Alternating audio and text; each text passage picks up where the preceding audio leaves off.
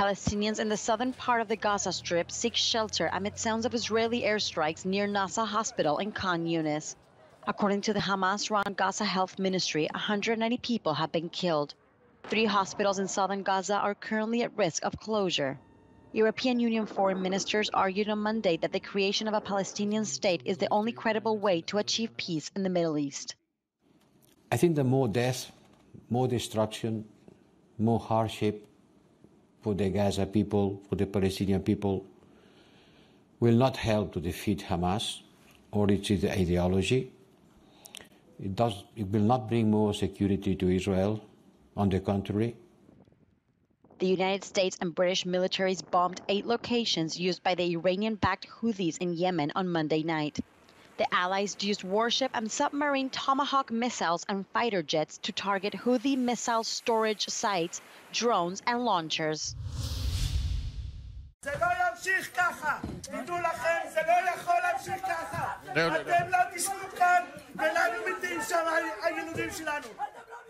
Dozens of family members of the hostages held in Gaza have stormed into a financial meeting of Israel's parliament, demanding the release of their relatives.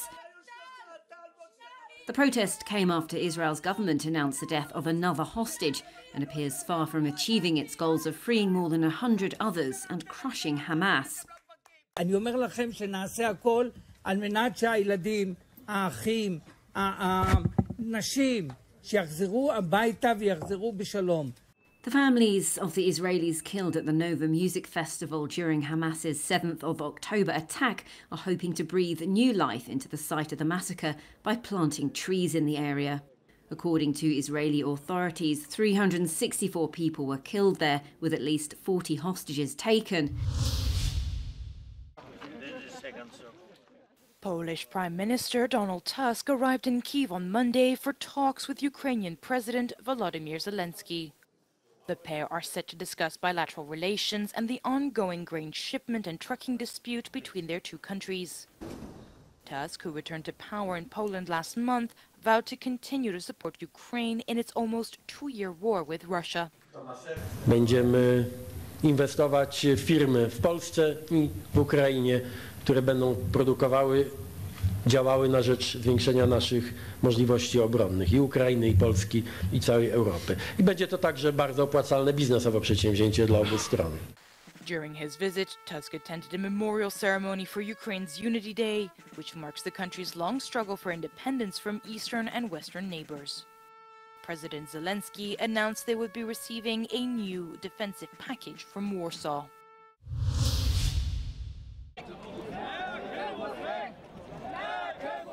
The far right is rising across Europe, and the next European Parliament could be the most right-wing ever.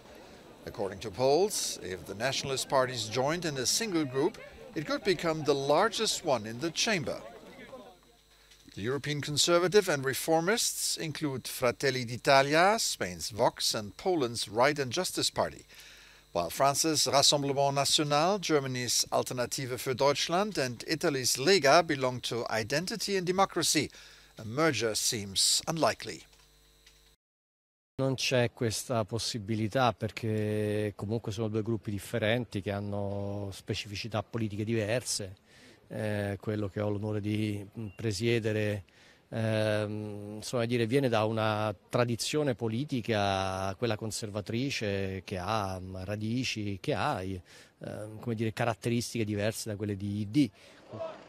More likely, some parties will switch groups.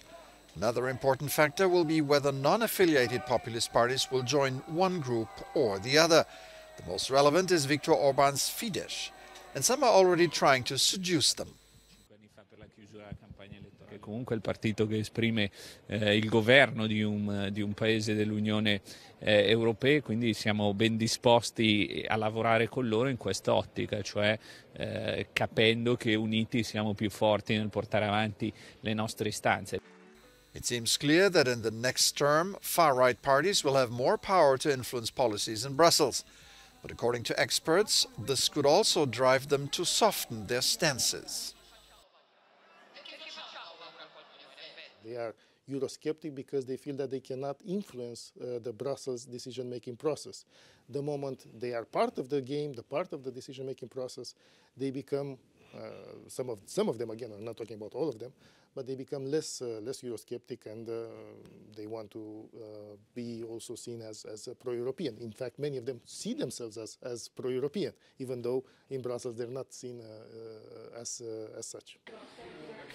The far right will certainly be in the next European Parliament. It remains to be seen, though, how far they can go to forge alliances and hold their cards at the same time.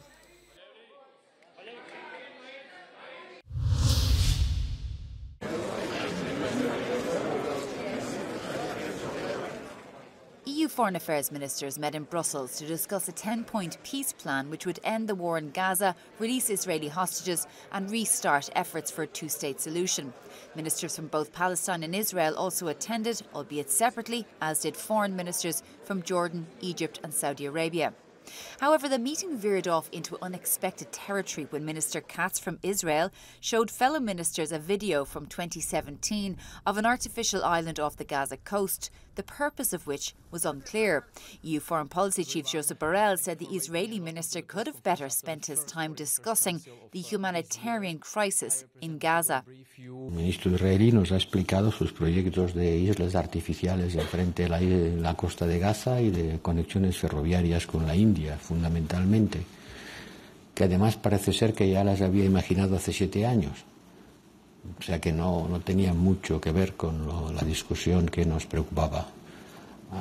Pero que los Estados miembros le han dicho todo, sí, desde luego, que ellos entienden que la solución para una paz permanente y duradera que garantice la seguridad de Israel, no solo con medios militares, sino por convivencia con sus vecinos, pasa por la creación de un Estado palestino. The EU says there is a consensus on the need to end the humanitarian suffering in Gaza, and ministers put pressure on Israel to increase humanitarian trucks to those at risk of starvation and without basic medical supplies. There is, however, no EU consensus for a ceasefire. Israel and Netanyahu, they know for sure that they enjoy impunity, and there is no accountability system against them. That's why they feel that they can do whatever they want. They have really violated all laws. They have committed all type of crimes, including genocide, and they don't care. They are doing whatever they want.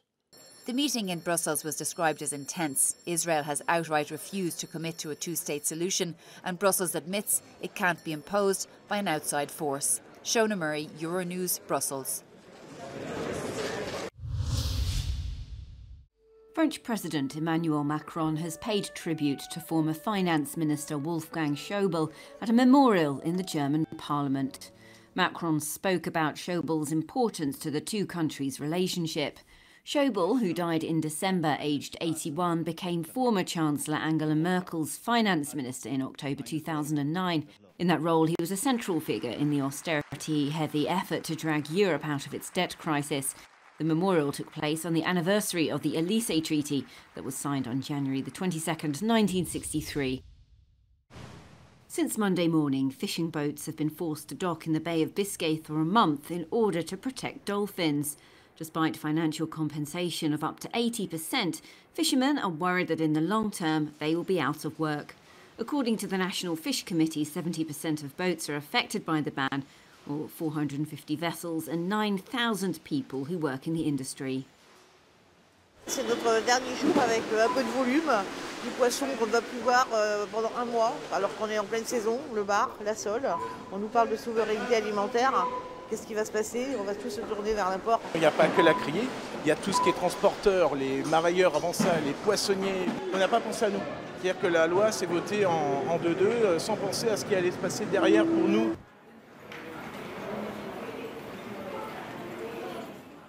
Pour préserver les dauphins, ils n'ont pas de raison d'être tués comme ça. Mais il faut trouver des solutions parce que bon, c'est sûr qu'il faut protéger les dauphins, mais il faut protéger aussi nos pêcheurs. Ils ont la vie dure, donc bon. For fish consumers, it's also feared that this will cause the price of fish to rise. Experts estimate that about 9,000 dolphins die in the Bay of Biscay every year after being caught in fishing gear by accident. Elon Musk spoke at the annual conference of the European Jewish Association in Poland on Monday. Hours earlier, he visited the Auschwitz-Birkenau concentration camp. The visit was apparently in response to calls from some Jewish religious leaders for the CEO of X to see with his own eyes the most symbolic site of the horrors of the Holocaust. Musk has faced criticism for subscribing to an anti-Semitic conspiracy theory and allowing hate messages on his social media platform. Spain's famous El Prado Museum is working on becoming more inclusive. To do so, it is changing some of the language found in the short descriptions next to the paintings it has on display to more respectful terms. Gone are words such as dwarf or handicapped. However, if the terms are in the title attributed by the artist, those do not change, explained the museum's conservator.